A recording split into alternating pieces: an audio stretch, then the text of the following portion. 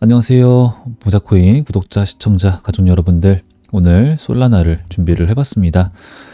최근에 솔라나 흐름이 나쁘진 않다고 판단이 되는데, 그래도 이제 우리가 시원하게 가는 상승을 기다리고 있는 만큼, 이 솔라나가 더 어디까지 이제 좀 특정 이슈가 좀 나오면서 대박, 호재, 뭐 이런 게 좀 기대가 되는 상황이란 말이죠. 왜냐면은 기존의 하락이 너무 깊었기 때문에, 그쵸? 그래서 지금 이 솔라나가 좋죠. 나쁘지 않아요. 진짜 좋은 구간에서 지지를 받아주고 이 자리를 지속적으로 지켜주면서 이 가격에 대한 레벨업 보여주고 있는 건데, 이게 최근에 이렇게 하락세가 좀 있었다 보니까 이렇게 물려있는 분들이 너무나도 많은 거죠. 그래서 이게 언제쯤은 내가 탈출할 수 있을까? 매도 수익으로 했으면 좋겠죠, 당연히. 그러면은 이 코인이라고 하는 게 솔라나는 좀 좋아 보이는데, 좋은 소식들이 많이 들려오는데 왜 안 올라갈까? 또 언제쯤 올라갈까? 그리고 어떤 재료로 올라갈 가능성이 있을까? 이 부분들이 굉장히 많습니다. 어마무시하게 많아요.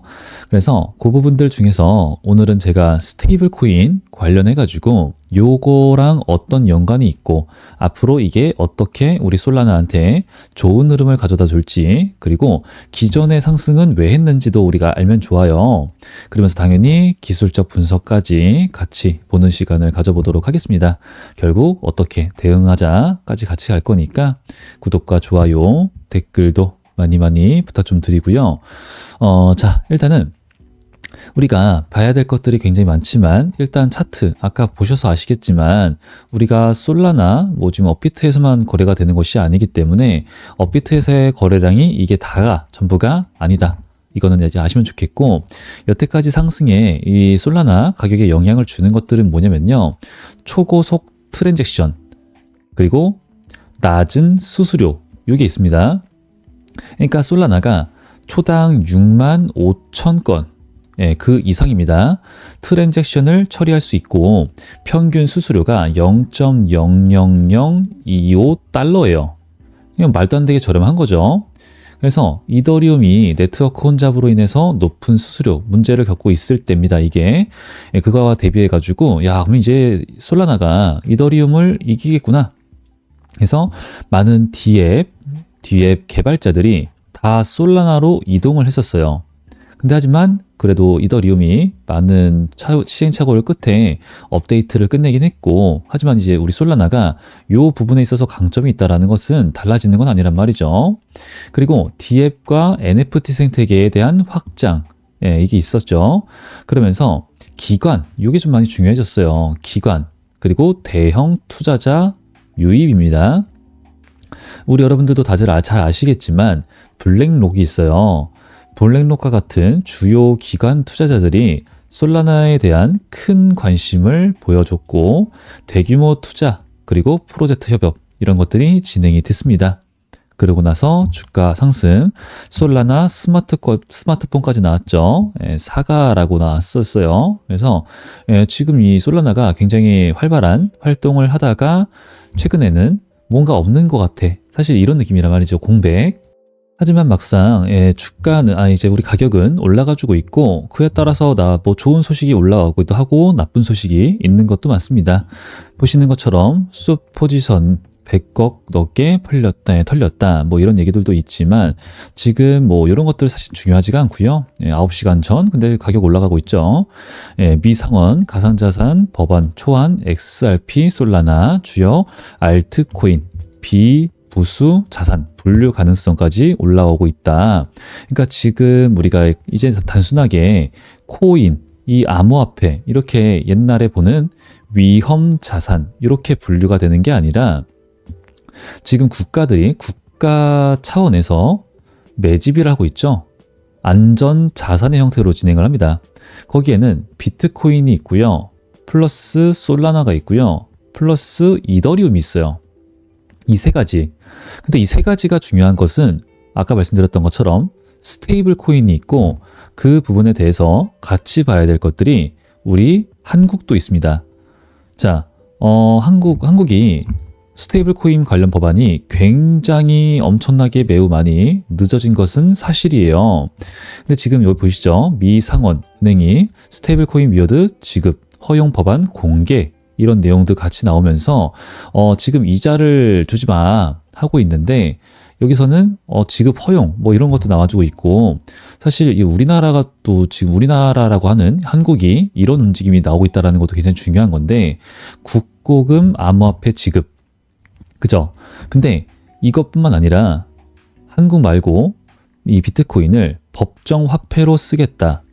예, 이미 그렇게 쓰고 있는 나라들도 그리고 그렇게 해서 나라의 경제를 살린 나라를 살린 국가도 있단 말이죠. 그죠?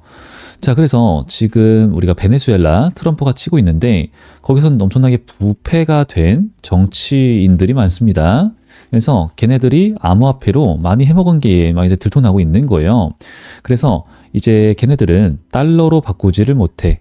그런데 또 돈을 벌어봤자 돈을 지키진 못해요. 왜? 화폐의 가치가 아작이 났으니까. 근데 우리나라도 지금 보시게 되면요. 달러 인덱스가 좋은 게 아닙니다. 근데 달러 인덱스가 낮아. 달러가 강세가 아니란 소리인데 하지만 우리나라 환율 보시게 되면은 어떻습니까? 오르고만 있어요. 그죠? 오르고만 있어. 최근 3개월 대비 더 오른 거거든요. 자, 그러면은 달러가 강세가 아닌데도 불구하고 우리 환율은 오르고 있어. 즉 원화의 가치가 아작이 나고 있어요. 그러면은 뭐 베네수엘라랑 다른 점이 당연히 많겠지만 부패한 정치 그리고 독재 정권 그리고 주가 엄청나게 올라가고 환율 아작나고 그러면서 초인플레죠 얘네들은. 근데 이게 만약에 우리가 이대로 계속 가면은 달라지는 건 없습니다. 그럼 이 사람들이 월급을 받아요.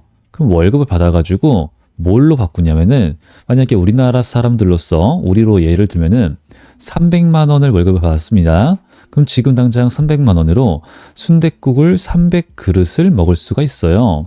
근데 일주일 뒤에 보니까 300만 원으로 200그릇밖에 못 먹네가 되는 거란 말이죠. 그럼 뭐야? 망했죠. 그죠? 가만히 있으면 안 되겠죠. 그러니까 이 사람들이 월급을 받으면은 돈이 생기면 뭐예요? 달러 혹은 금, 그죠? 비트코인 뭐 이런 식으로 당연히 바꾼단 말이죠. 근데 그 안에 이제는 스테이블 코인이 있다. 그죠? 달러 기반 스테이블 코인, 달러와 연동된 왜? 지금 베네수엘라, 미국과 치고 있으니 그쪽 갖고 하는데 달러 바꿔줘 안 바꿔준단 말이죠. 그러다 보니까 스테이블 코인 또 스테이블 코인이라면은 비트코인 생태계 위에 있는 거기 때문에 그 안에 있는 거기 때문에 우리 앞으로 중요성이 훨씬 더 많이 부각되고 있다라는 겁니다. 그러면은 우리는 이제부터 알아야겠죠. 솔라나가 미국 상장되어 있고 현물 ETF가 10억 달러를 돌파를 했습니다. 그럼 사람들에 대한 이 수요가 그리고 믿음이 신뢰도가 많이 개선됐다. 심리가 많이 개선됐다라고 볼 수 있겠고 그 다음에 스테이블 코인 공급량은 어마무시하게 최고치를 기록하고 있고 미국 정부, 주정부가 솔라나 위에 스테이블 코인을 발행했습니다. 그죠? 이걸 우리가 알고 그러면 또 솔라나와 스테이블 코인의 연관성을 알게 되고 그럼 뭐야? 지금 구간이 얼마나 저렴한지 아닌지 앞으로의 전망이라고 하는 것을 생각할 수 있단 말이죠. 그죠? 자, 그러면은 오늘 가장 핵심적인 내용은 이게 될 거예요.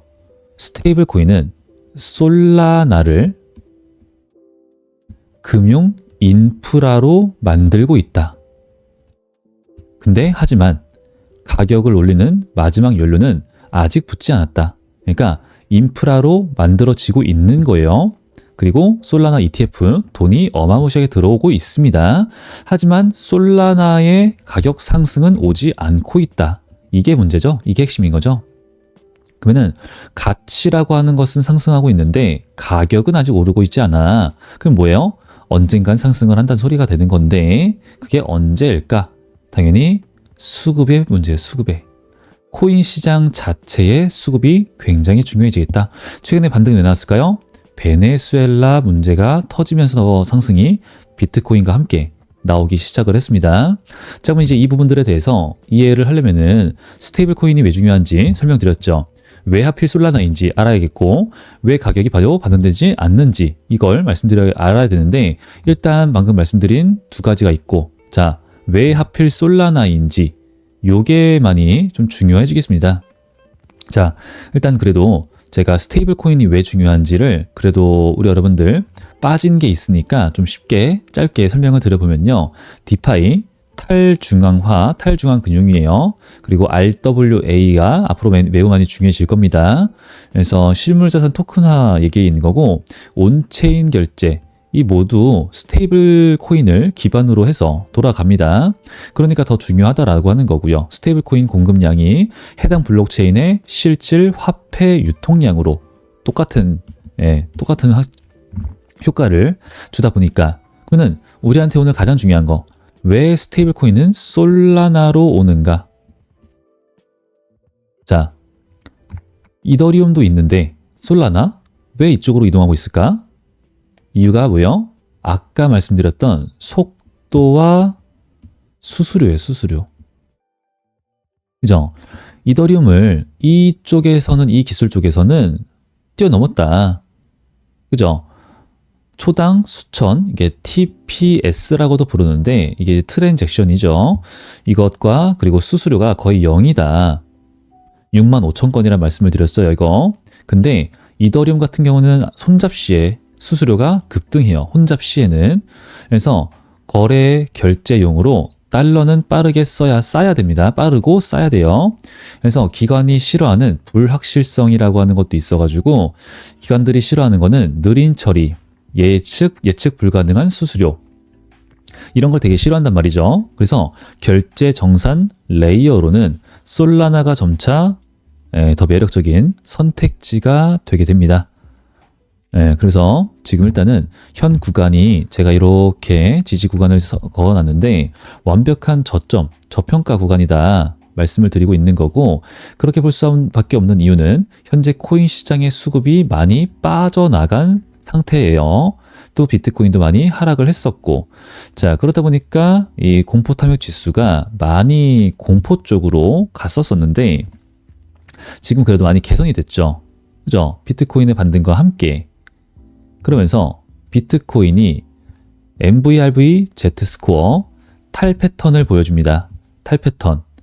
원래는 제로 구간까지 와야 되는데 그게 이런 저점이에요. 저점. 그죠? 이런 저점 구간인 건데 이제는 얘가 저점이어도 제로 안 온다는 소리입니다. 이번에 패턴대로 갔으면 2억이 넘었어야 되는데 안 갔죠. 달라진 부분, 기관들의 자금이 들어오기 시작을 했다. 많이.